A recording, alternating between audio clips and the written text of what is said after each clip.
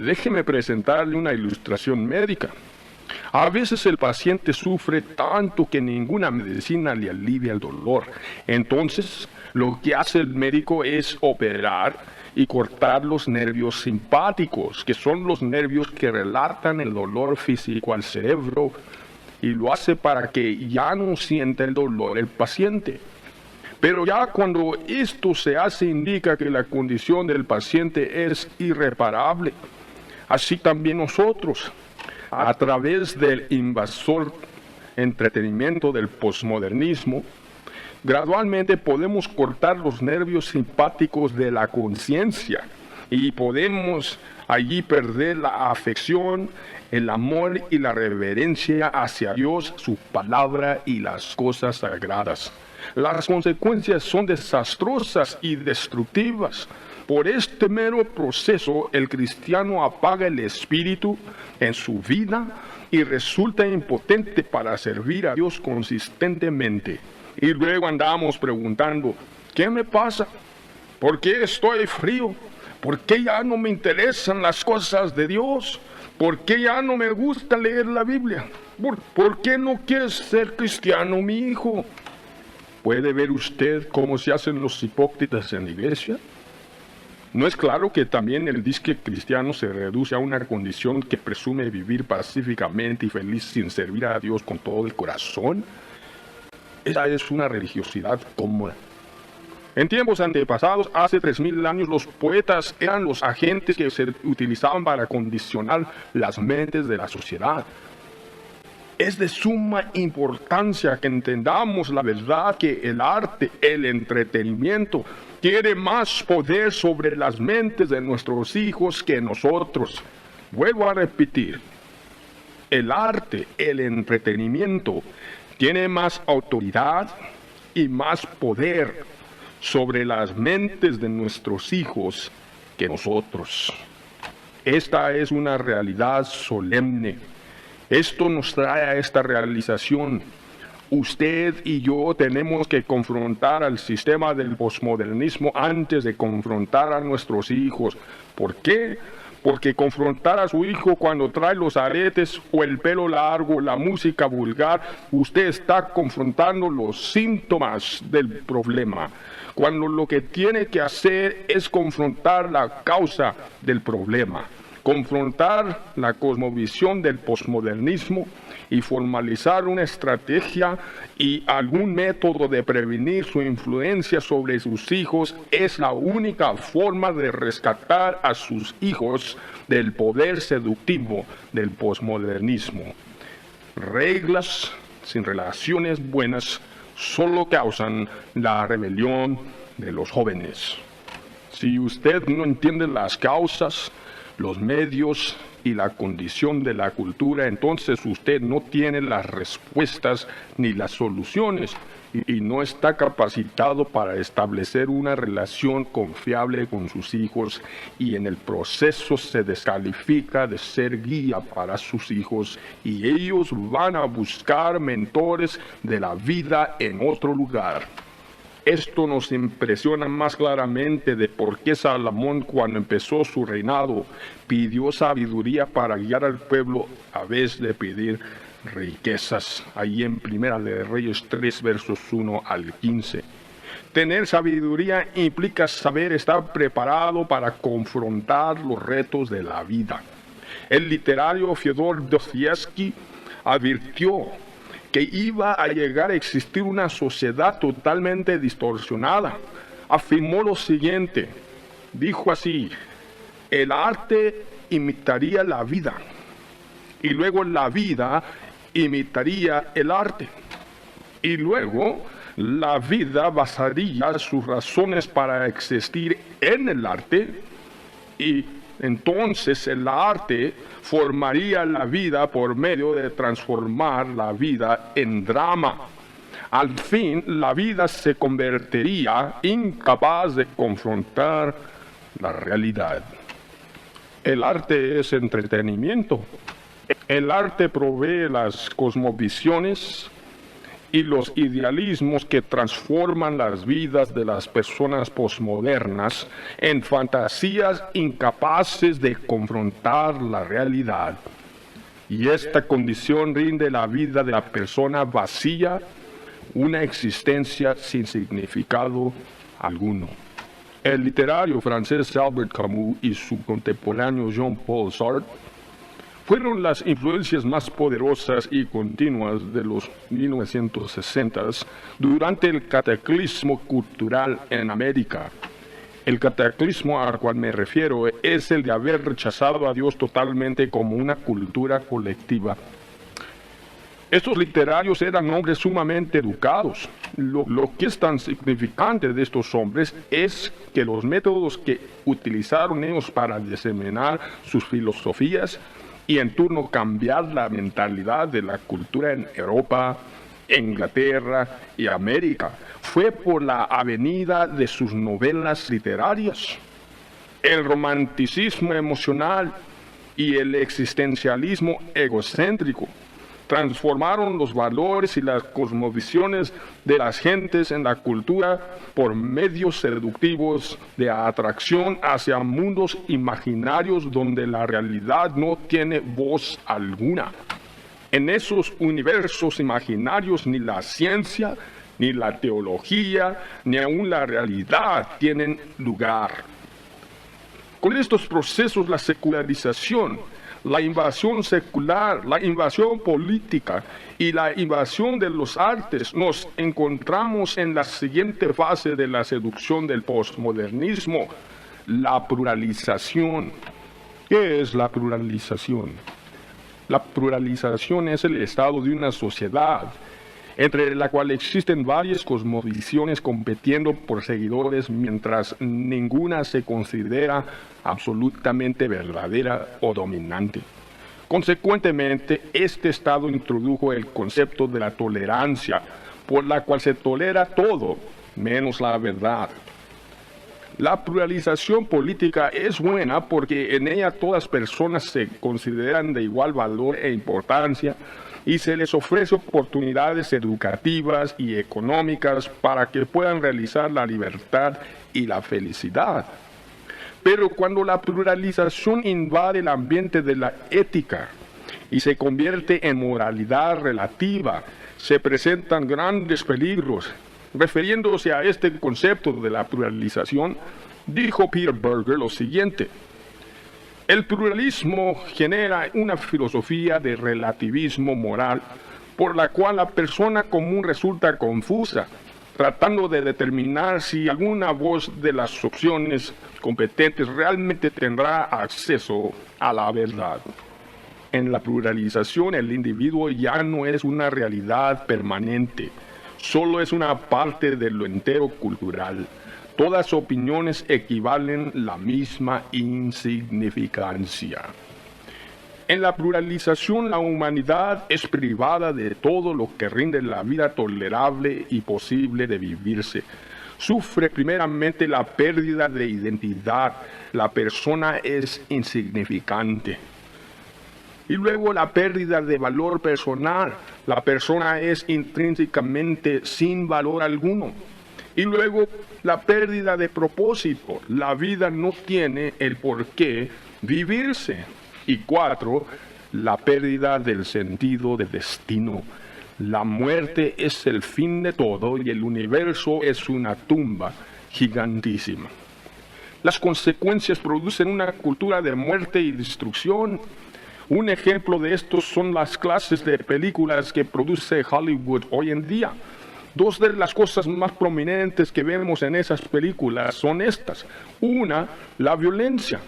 Y la violencia es nada más que la desacración de la imagen de Dios, el ser humano. Y número 2, la inmoralidad sexual. La inmoralidad sexual es nada más que la desacración del templo de Dios, el Espíritu Santo, el cuerpo del ser humano. El escritor Machen dijo lo siguiente en el año 1951. La cultura moderna no necesariamente está opuesta al Evangelio, solamente está fuera de contacto con el Evangelio. no solamente previene la aceptación de la cristiandad, sino más que todo previene que se considere la cristiandad. El humano del siglo posmoderno se ha degenerado al punto que describe el literario famoso G.K. Chesterton con las siguientes palabras. Por favor, escúchelas. El revolucionario nuevo es un escéptico y no confía en nada. No tiene lealtad a nadie y a nada. Así que nunca podrá ser un revolucionario verdadero. Y porque duda de todo, tiene dificultad criticando cualquier cosa. Porque al criticar o denunciar cualquier cosa implica una doctrina moral. Y siendo que el revolucionario moderno duda las instituciones modernas, al mismo tiempo duda la moralidad con la cual critica las instituciones. Escribe un libro denunciando la opresión imperial porque esa opresión insulta la pureza de la mujer.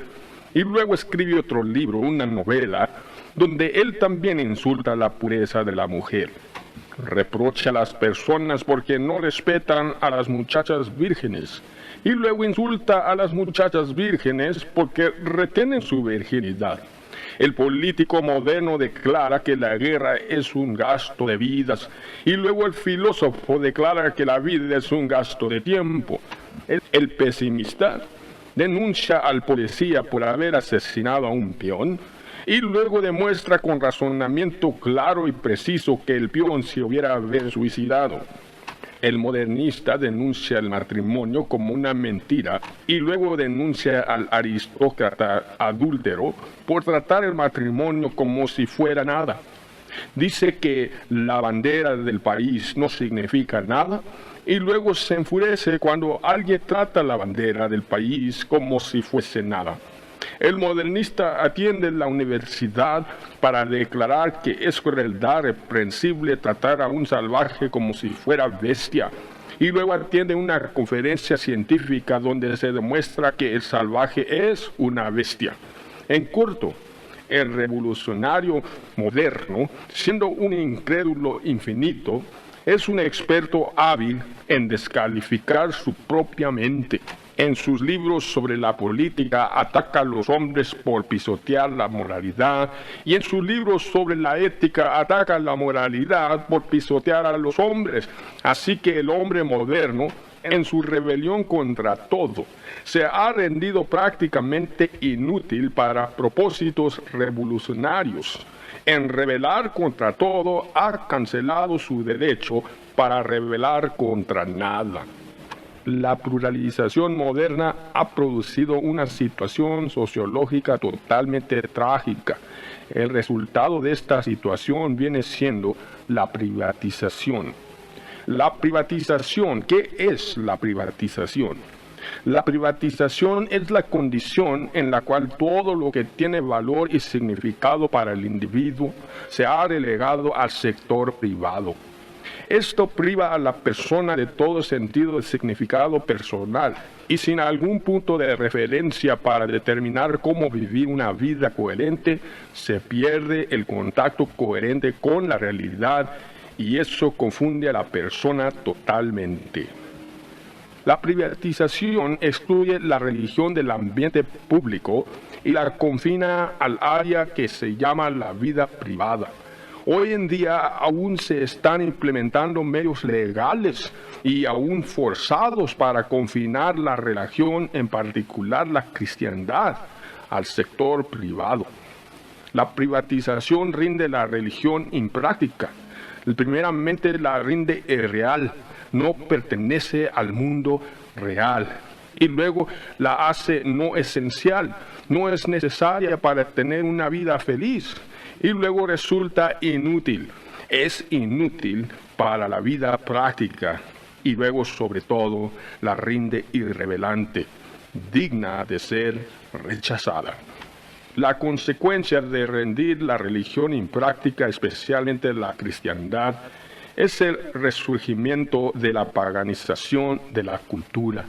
Pero ahora es una paganización tecnológica llamada el neopaganismo, el paganismo nuevo. Entonces vamos viendo la paganización. Cualquier cultura que revoca su conocimiento de Dios y la palabra de Dios está destinado a regresar hacia sus tendencias paganas antepasadas y nace la condición llamada el neopaganismo. El neopaganismo básicamente enseña que no existe un ser divino personal absoluto. Todas las cosas y todas las personas son parte de una divinidad colectiva. Incluye el resurgimiento del panteísmo y el misticismo egocéntrico, egoestructurado, hedonista, existencial. Vamos viendo. El panteísmo afirma que todas las cosas son Dios, todo es Dios. El egocentricismo afirma que el yo es lo absoluto. El egoestructura afirma que el yo es el centro de la realidad personal. El yo es el punto de referencia para determinar la realidad y para definir la vida. El existencialismo afirma que el propósito de la vida y la única motivación de la vida es el vivir por el momento con pasión total. Y finalmente el hedonismo. El hedonismo afirma que el placer y la pasión personal son Dios. La gran tragedia del caso es la realidad que esta misma mentalidad ha infiltrado la iglesia. Cuando encontramos las mismas mentalidades, actividades y actitudes en la iglesia que se ven en el mundo sin Dios, la iglesia ha dejado de ser la iglesia de Dios. Vamos a observar un texto de la Biblia. Dice así la palabra de Dios y nos advierte de esta misma situación en 2 de Timoteo, capítulo 3, versos 1 al 5a.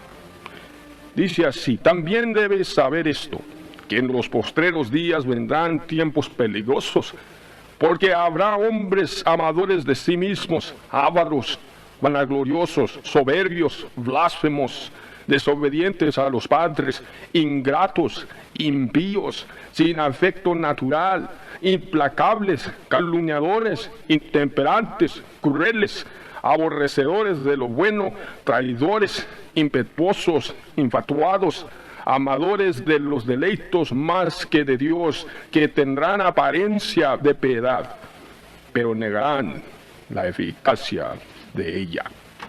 San Pablo está hablando de la iglesia, de usted y yo, de los cristianos. El mundo posmoderno nos presenta con muchas formas de convertirnos en estas clases de personas. Que nuestro Dios nos ayude a no caer en estos engaños destructivos.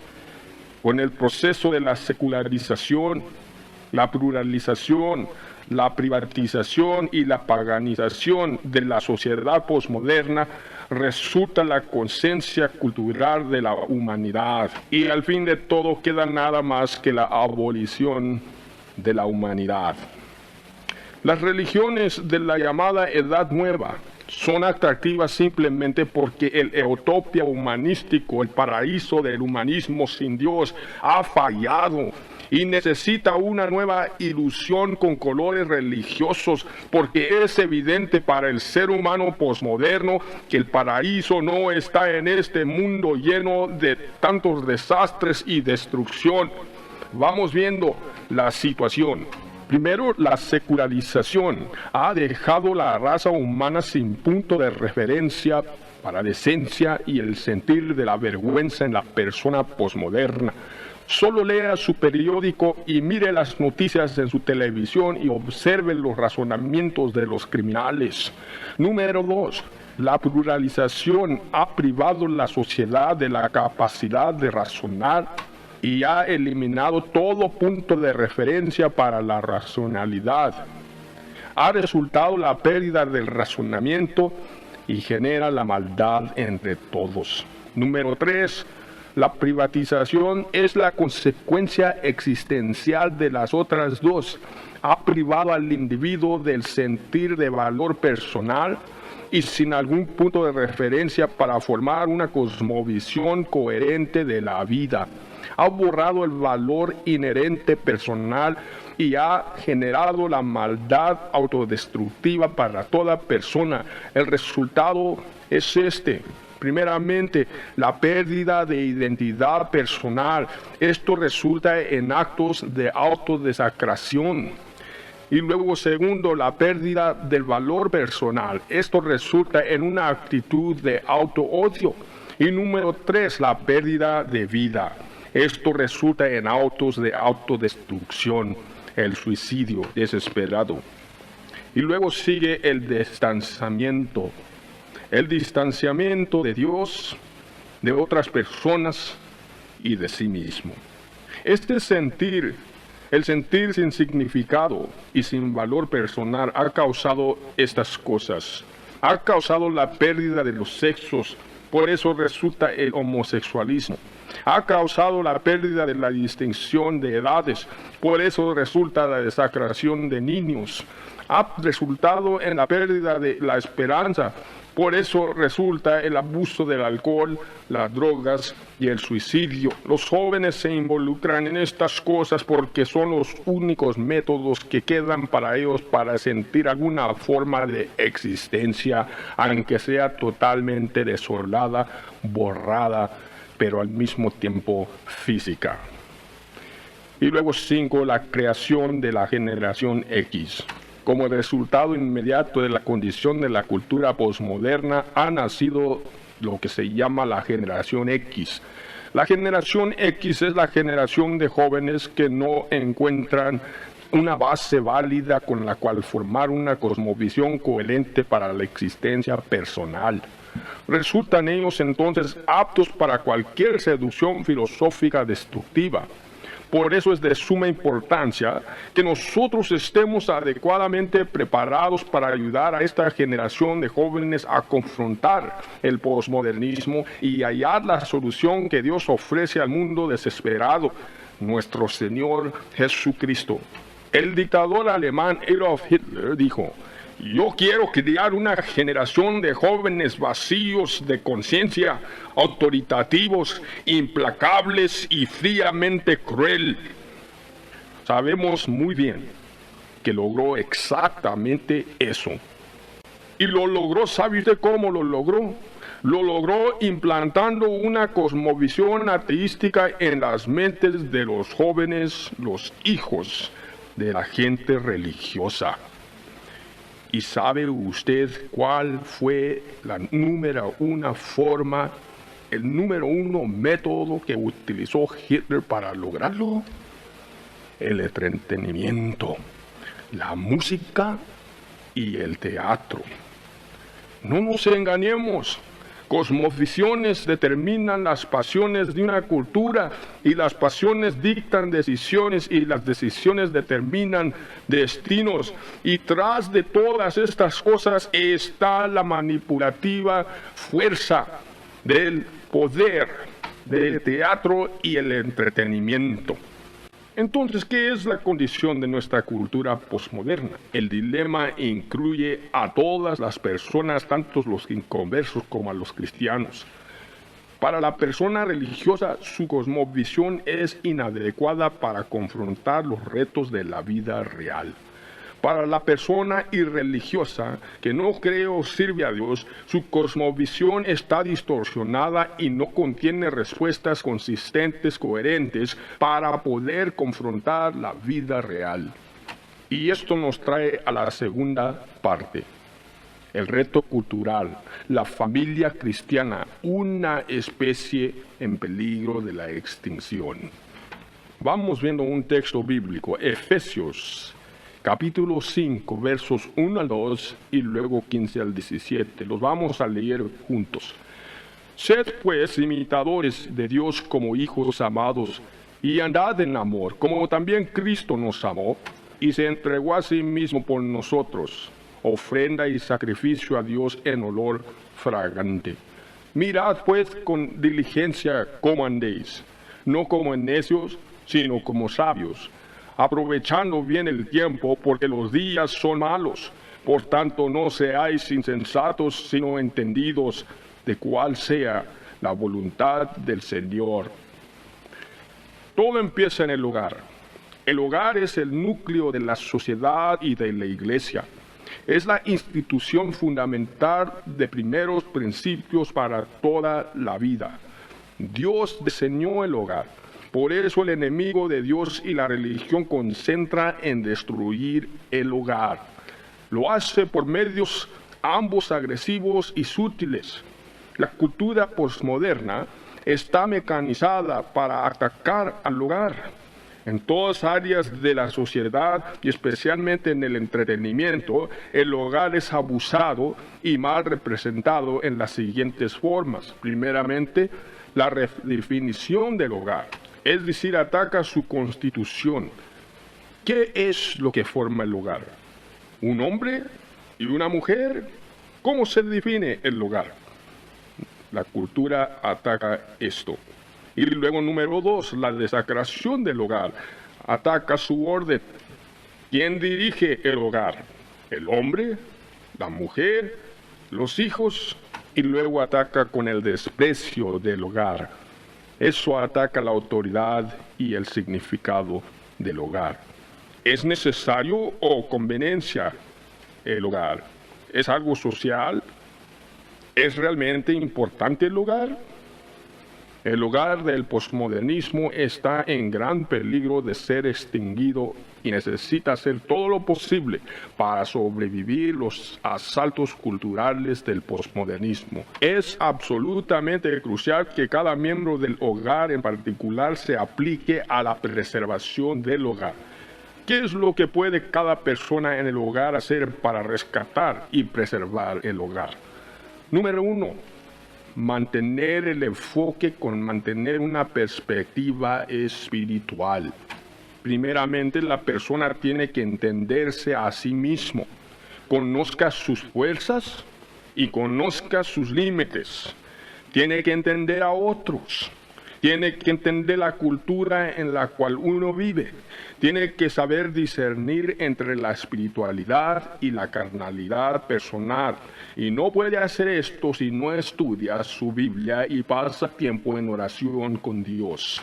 Y número 5, tiene que estar atento de que la carnalidad ha infiltrado la iglesia disfrazada de espiritualidad falsa. El doctor Erwin Burritt de la Universidad Cornell en el año 1939 dijo estas palabras: la experiencia personal de cada persona ahora es el factor decisivo y la última corte de apelación por la cual se juzga cualquier concepto teológico, aún el concepto de Dios.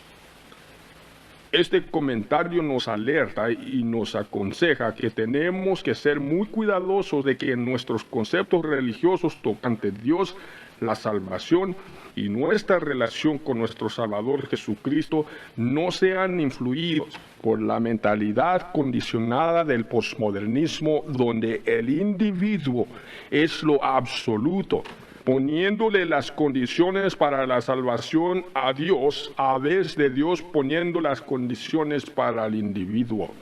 Número 2. El cristiano en el posmodernismo tiene que mantenerse relevante sin asimilación. Tiene que evitar la secularización personal, el sincretismo personal. En 1 de Juan capítulo 2, verso 15 al 17, combinado con Santiago 4, verso 4, vemos estas palabras en la palabra de Dios. No améis al mundo, ni las cosas que están en el mundo. Si alguno ama al mundo, el amor del Padre no está en él. Porque todo lo que hay en el mundo, los deseos de la carne, los deseos de los ojos y la vanagloria de la vida, no proviene del Padre, sino del mundo, y el mundo pasa y sus deseos. Pero el que hace la voluntad de Dios permanece para siempre. Oh almas adúlteras, ¿no sabéis que la amistad del mundo es enemistad contra Dios? Cualquiera pues que quiera ser amigo del mundo, se constituye enemigo de Dios. En la cultura posmoderna realmente ya no existen grupos religiosos genuinos que tengan mentes realmente espirituales. Es decir, no existe una mente totalmente cristiana. Lo que existe es una ética cristiana, una práctica cristiana, una práctica religiosa, un pensar moral. El cristiano del posmodernismo por seguro sigue un código diferente al del inconverso. Como miembro de alguna iglesia, él entiende sus obligaciones y observa reglas y prácticas que no tienen ningún significado para el inconverso y religioso. El cristiano hace oraciones, lee su Biblia, medita en cosas espirituales, atiende las asambleas regularmente y trata de vivir en una forma distinta y diferente a la del inconverso. Pero este es el punto. Como una persona moderna, el cristiano es un ser secular.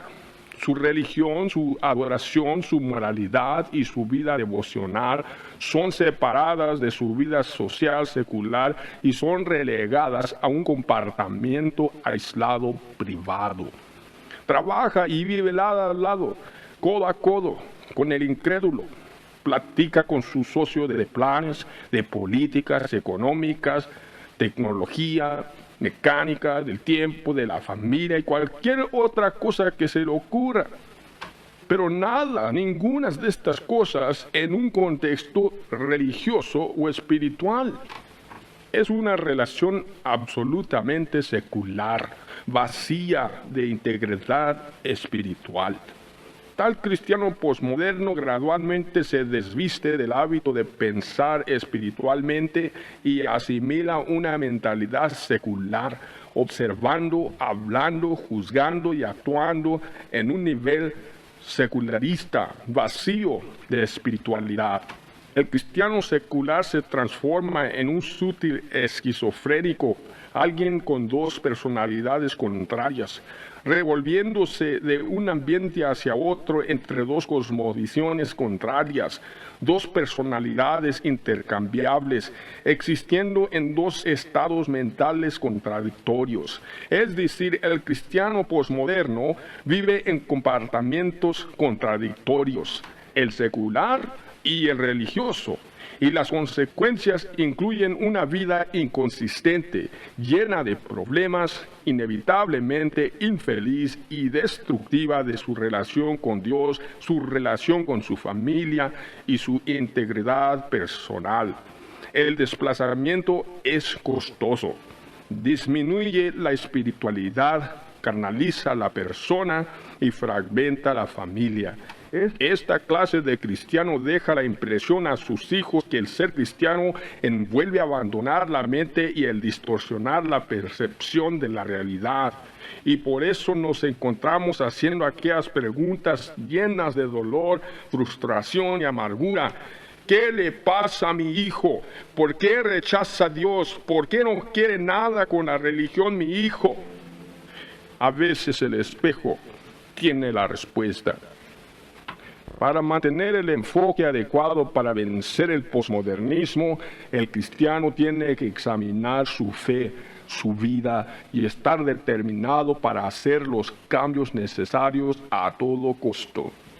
Tiene que construir una vida completamente dedicada a Dios, su voluntad y a la familia. Cada cristiano es personalmente responsable para mantenerse informado sobre temas sociales infiltrados de las cosmovisiones corrientes que competen para poseer las mentes de la juventud.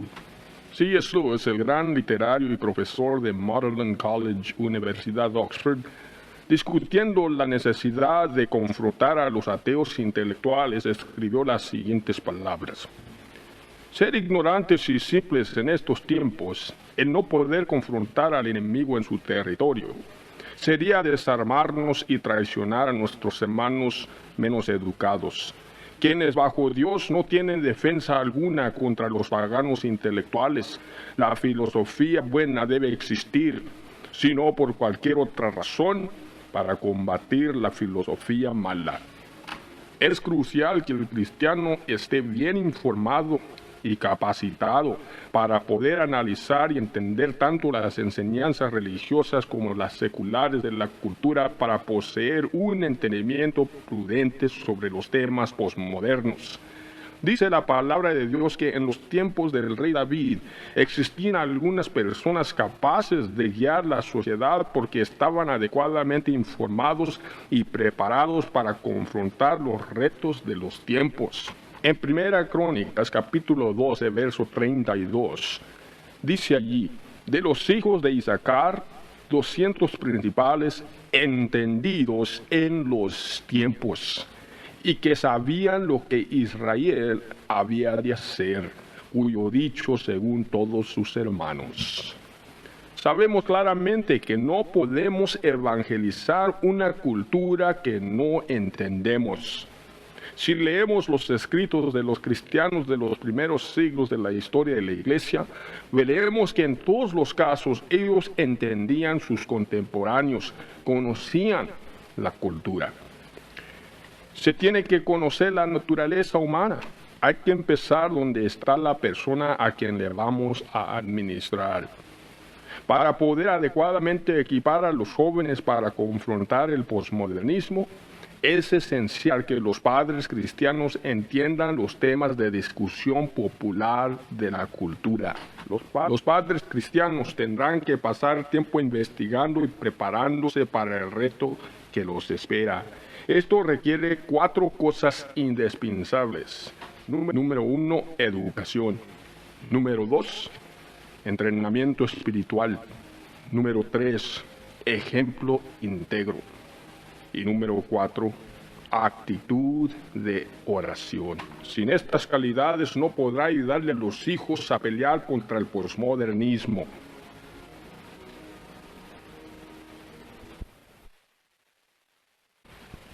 Para confrontar el posmodernismo, en tratar con los hijos o con otros individuos, involucra las siguientes prácticas.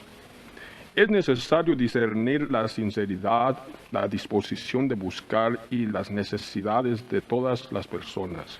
Y luego es necesario distinguir entre lo que es esencial y lo que no es esencial para tener una discusión productiva.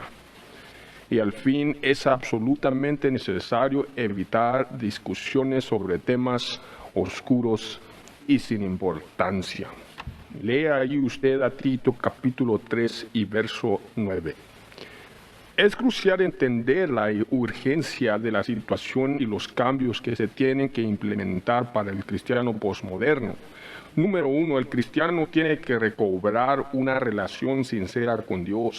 Número 2, el cristiano tiene que reclamar su heredad espiritual en Cristo. Y número 3, el cristiano tiene que reafirmar su relación con la iglesia. Número 4, es absolutamente esencial que el cristiano recobre y establezca una relación sólida con su familia, con su esposa y con sus hijos. Número 5, el cristiano tiene que vivir con un sentido de propósito. Y número 6, el cristiano tendrá que tener una visión clara de su destino. El cristiano del posmodernismo está en una posición responsable, vive en medio de una sociedad de tinieblas. No hay nadie más que el cristiano para ayudar a las personas de este mundo. El cristiano es la voz, las manos y el pueblo de Dios en este mundo perdido. No tiene excusa alguna el cristiano de andar disfrazado como mundano negligente de su misión en este mundo. Es tiempo que el pueblo de Dios despierte y se dedique a las cosas de Dios, a las cosas que Dios le ha entregado para salvar al mundo. Esto nos trae a parte número 3, la esperanza de la cultura posmoderna, la familia cristiana. Miren lo que dice la Santa Biblia en 1 Timoteo capítulo 6, versos 11 y 12. Mas tú, oh hombre de Dios, huye de estas cosas y sigue la justicia, la piedad, la fe, el amor, la paciencia, la mansedumbre. Pelea la buena batalla de la fe, echa mano a la vida eterna a la cual asimismo fuiste llamado, habiendo hecho la buena profesión delante de muchos testigos. La amonestación del apóstol Pablo al joven Timoteo es aplicable para el cristiano moderno. Además, es adecuada para el hogar cristiano, donde es más necesario poseer estas cualidades y demostrar sus frutos que en el hogar. Todo hogar fragmentado carece estas meras cualidades, pero hay razones muchas más dignificadas por qué el hogar es tan esencial e importante en el plan de Dios. Número 1, el hogar es una heredad divina. Dios constituyó el hogar. El hogar es creación de Dios. La familia es el plan de Dios. Dice así Génesis el capítulo 1, versos 26 al 28. Entonces dijo Dios: hagamos al hombre a nuestra imagen, conforme a nuestra semejanza. Y los bendijo Dios, y les dijo: fructificad y multiplicaos, llenad la tierra. Jehová Dios dirigió la primer boda en Génesis 2, versos 22 al 24. Dice así: y de la costilla que Jehová Dios había tomado del hombre, hizo una mujer, la trajo al hombre. Dijo entonces a Adán: esto es ahora hueso de mis huesos y carne de mi carne. Esta será llamada varona, porque del varón fue tomada. Por tanto, dejará el hombre a su padre y a su madre, y se unirá a su mujer, y serán una sola carne. Número 2. La familia es sagrada. Es pecado disolver la familia. El divorcio es destructivo al hogar. Nuestro Señor Jesucristo lo hizo claro en sus enseñanzas. Dice Mateo el capítulo 19, verso 3 al 6. Entonces vinieron a él los fariseos, tentándole y diciendo: ¿es lícito al hombre repudiar a su mujer por cualquier cosa? Él respondiendo les dijo: ¿no habéis leído? El que los hizo al principio, varón y hembra los hizo, y dijo: por esto el hombre dejará padre y madre, y se unirá a su mujer, y los dos serán una sola carne. Así que no son ya más dos, sino una sola carne. Por tanto, lo que Dios juntó, no lo separe el hombre. Número 3. La familia es esencial para una sociedad sana. Además, los líderes de la iglesia están obligados a mantener una familia sana y santa. Dice así 1 Timoteo, el capítulo 3, versos 13 al 5 y 14 al 15. Que gobierne bien su casa, que tenga a sus hijos en sujeción con toda honestidad, pues el que no sabe gobernar su propia casa, ¿cómo cuidará la iglesia de Dios? Esto te escribo para que si tardo sepas cómo debes conducirte en la casa de Dios, que es la iglesia del Dios viviente, columna y baluarte de la verdad. La familia es la institución fundamental para todas las estructuras sociales. El hogar es el organismo que provee la coherencia íntegra para la cultura. Sin la existencia de la familia es imposible que exista una civilización pacífica y ordenada. La anarquía es consecuencial en una sociedad donde la familia es fragmentada, disfuncional y derrotada. Es de gran instrucción saber que nuestro Señor Jesucristo escogió el concepto del matrimonio, el núcleo del hogar, para representar su relación con su iglesia. El apóstol Pablo hace referencia al primer matrimonio humano como punto de referencia para la existencia de la iglesia, la familia de Dios. Lea usted allí a Efesios el capítulo 5, versos 25 al 32 y verá lo tal. Número 4. La familia tiene propósito misionero. Es el propósito de la familia evangelizar la sociedad. En Hebreos capítulo 13, versos 1 al 2, dice así: permanezca el amor fraternal. No os olvidéis de la hospitalidad, porque por ella algunos, sin saberlo, hospedaron ángeles. Honroso sea en todo el matrimonio. Aquí vemos, número 1, que todo cristiano es administrador, representante de Dios en todas sus posesiones. Número 2, las posesiones son herramientas para hacer el bien y abrir las oportunidades para evangelizar. La Santa Biblia dice lo siguiente en Lucas 16:9 y 1 Timoteo 6, versos 17 al 19 combinados. Y yo os digo, ganad amigos por medio de las riquezas injustas, para que cuando éstas falten, os reciban en las moradas eternas. A los ricos de este siglo manda que no sean altivos, ni pongan la esperanza en las riquezas, las cuales son inciertas, sino en el Dios vivo, que nos da todas cosas en abundancia, para que las disfrutemos, que hagan bien, que sean ricos en buenas obras, dádivos, generosos, atesorando para sí buen fundamento para lo porvenir, que echen mano a la vida eterna. Número 3, el mero hogar del cristiano no es exento de la obra de evangelizar.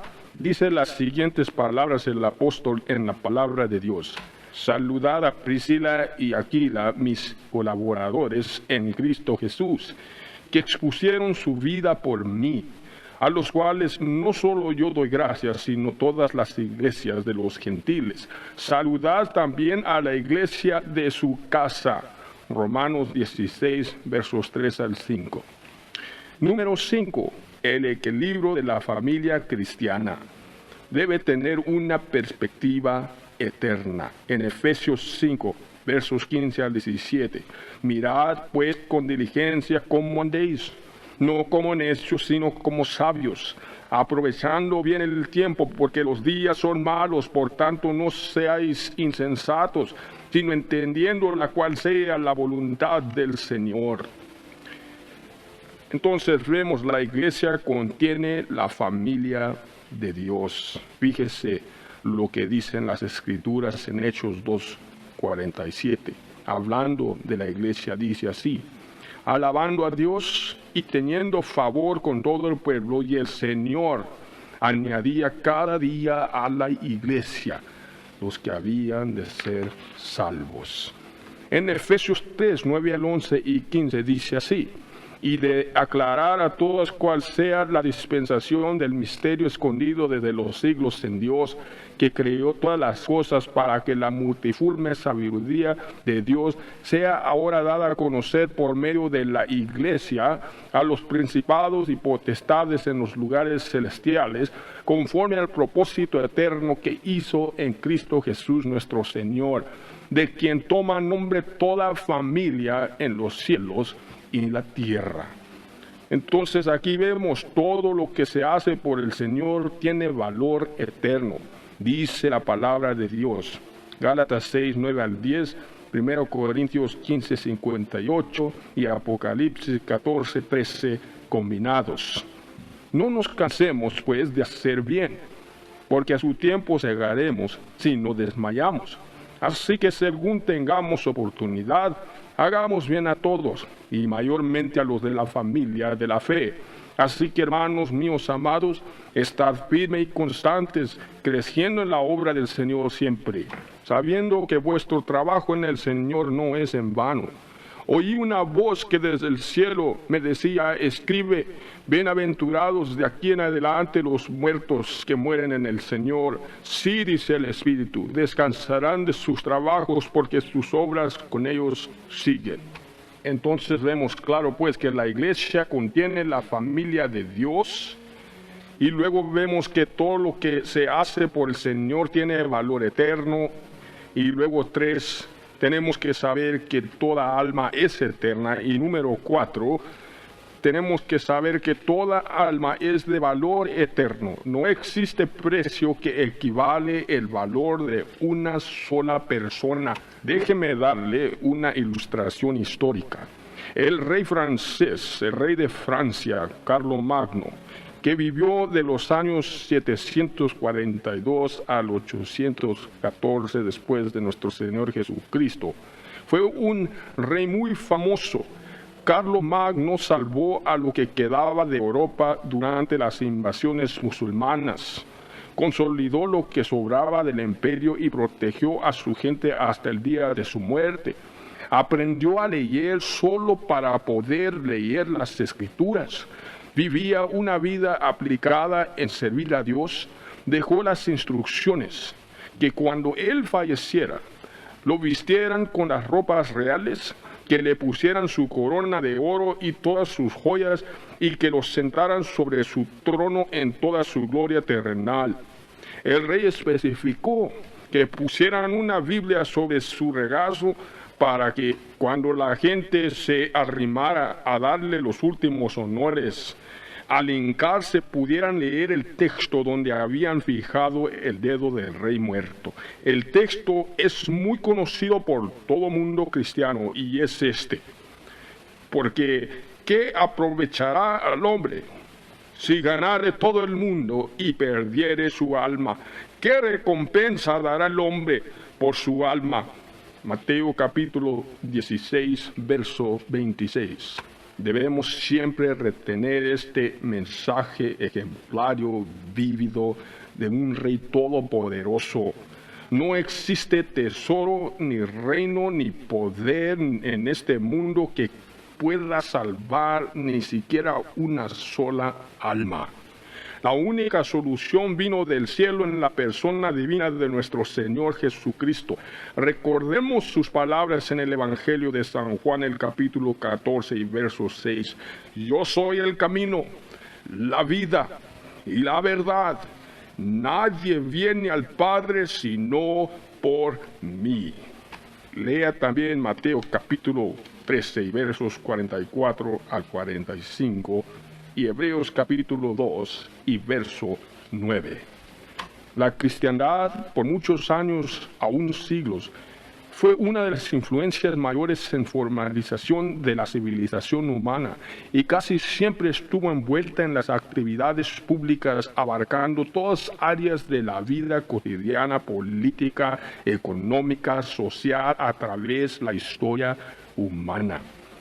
La invasión del secularismo cambió todo esto, secularizando, pluralizando y privatizando las vidas de todas sus víctimas. La actitud general hacia Dios, la Biblia y la religión ha cambiado radicalmente, y esto para lo peor. La irreverencia tanto en la sociedad como en la iglesia moderna es seriamente lamentable. Por el hecho de que la iglesia está compromisando con el mundo secular, la iglesia está heredando los mismos problemas de la sociedad posmoderna. Ya no existe el ambiente social religioso de los tiempos antepasados. Aquí en este área de la cultura moderna se presenta el reto para el cristiano moderno. Presenta el peligro de no saber cómo comunicar y alcanzar a la generación de jóvenes de la cultura posmoderna. En la cultura posmoderna, donde se han separado los símbolos y las perspectivas religiosas tradicionales del ambiente público, existe ahora una inversión de ambientes, aún del lenguaje de lo religioso a lo pagano. Lo que es desafortunado es que la iglesia ha abandonado el ambiente público del radio y la televisión, los instrumentos centrales y más poderosos de la comunicación y interacción de la sociedad posmoderna. ¿Será posible que la iglesia del siglo XX ha aceptado la doctrina del secularismo y ha decidido abandonar el ambiente público voluntariamente en cambio de conseguir la libertad de funcionar quietamente y en eso inefectivamente en privado, en paz y sin estorbo? Recordemos, las únicas personas que no estorban a nadie son los muertos. La cristiandad auténtica no puede acomodarse a arreglos de inutilidad.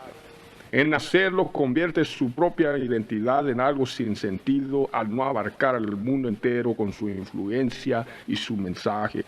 Cuando el cristiano abandona el ambiente público, se lo entrega al psicólogo y al psiquiatra y al sociólogo anticristiano, y con el mismo acto se rinde inútil e inefectivo para cualquier causa sin ser digno de ser tomado seriamente en el mundo real. Es hora que los cristianos reclamen y tomen sus lugares en la sociedad y en el ambiente público para la gloria y la honra de Dios. Dice la Biblia en Filipenses 2, verso 15, para que seáis irreprensibles y sencillos, hijos de Dios sin mancha, en medio de una generación maligna y perversa, en medio de la cual resplandecéis como luminares en el mundo. Para empezar a recobrar nuestro lugar en la cultura posmoderna, seguiremos lo siguiente. Número 1. Es absolutamente crucial que la familia cristiana formalice y mantenga una perspectiva espiritual de la vida y todas las cosas. El sobrevivir espiritual del hogar cristiano depende de este factor fundamental. Sin el hogar cristiano, la posibilidad de la integridad de una sociedad coherente, la existencia de una cultura decente y la esperanza para un mundo sin Cristo están en gran peligro de la extinción. Número 2. Cada miembro de cada hogar cristiano debe entender que su posición es vital en el esfuerzo para alcanzar a la cultura posmoderna con el Evangelio de nuestro Señor Jesucristo. Y número 3, todo cristiano en su hogar tiene que aplicarse para adquirir un conocimiento adecuado y habilidades efectivas para comunicar con las personas quienes buscan respuestas sobre la vida. Es necesario ser tan firme como la realidad y tan verdaderos como la verdad. Dice la Biblia, 2 Timoteo, capítulo 2 y versículo 15. Procura con diligencia presentarte a Dios aprobado como obrero que no tiene de qué avergonzarse, que usa bien la palabra de Dios. Este reto requiere lo siguiente. Número 1, conozca su causa. Entienda lo que cree. Entienda por qué cree lo que cree. Número 2, conozca su mensaje. Nuestra edad es una edad de información y requiere apologética preparada. Dicen las Escrituras en 1 Pedro, capítulo 3 y versículo 15, santificad a Dios el Señor en vuestros corazones y estad siempre preparados para presentar defensa con mansedumbre y reverencia ante todo aquel que os demanda razón de la esperanza que hay en vosotros. Número 3, conozca su Biblia, estúdiela, enséñela. Ahí vaya y lea usted 2 Timoteo capítulo 3 versos 15 al 17, Hebreos 5 versos 12 al 13. Número 4, conozca a su audiencia, aprenda a distinguir entre actitudes y motivos. Distinga, entienda de los que son los que inquieren, los que son los que retan, los que son los que critican, los que son los que tienen curiosidad pero no interés, los que sinceramente están buscando al Señor y la voluntad de Dios. Hay que hacer la distinción entre todos. Lea allí San Judas versos 20 al 23. Número 4. Nuestras familias nunca podrán ser de valor secundario o de menos importancia. Sus hijos son sus opus magnum, gran obra de la vida, el trabajo artístico de la totalidad de su vida.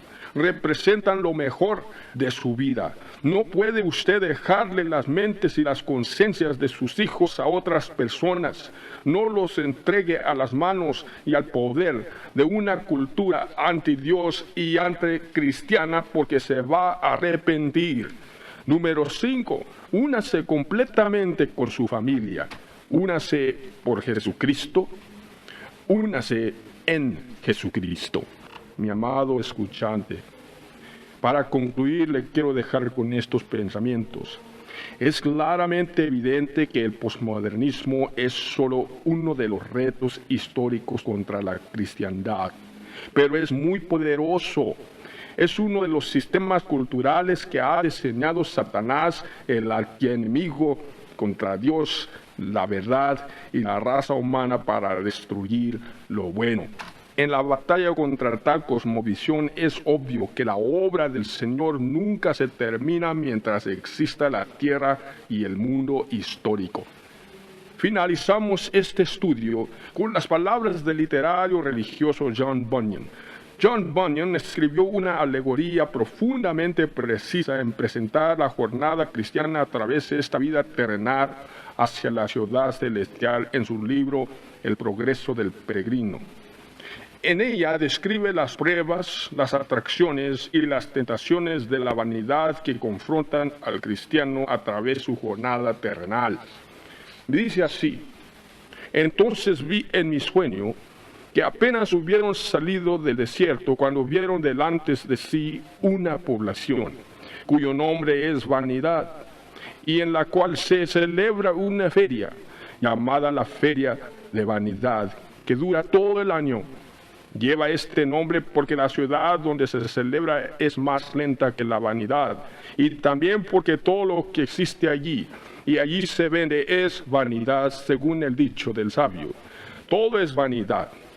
Se convergieron en establecer esta feria, en la cual se vende toda especie de vanidad, y está allí todo el año. Por eso en esta feria se encuentra toda clase de mercancías, casas, tierras, negocios, colocaciones, propiedades, honores, ascensos, títulos, países, reinos, concupiscencias y placeres, y toda clase de delicias, como son rameras, esposas, maridos, hijos, amos, esclavos, criados, vidas, sangre, cuerpos, almas, plata, oro, perlas preciosas y muchas cosas más. En ellas se encuentran también constantemente truhanerías, engaños, juegos, diversiones, arlequines, bufones, bribones, burladores y estafadores de toda especie.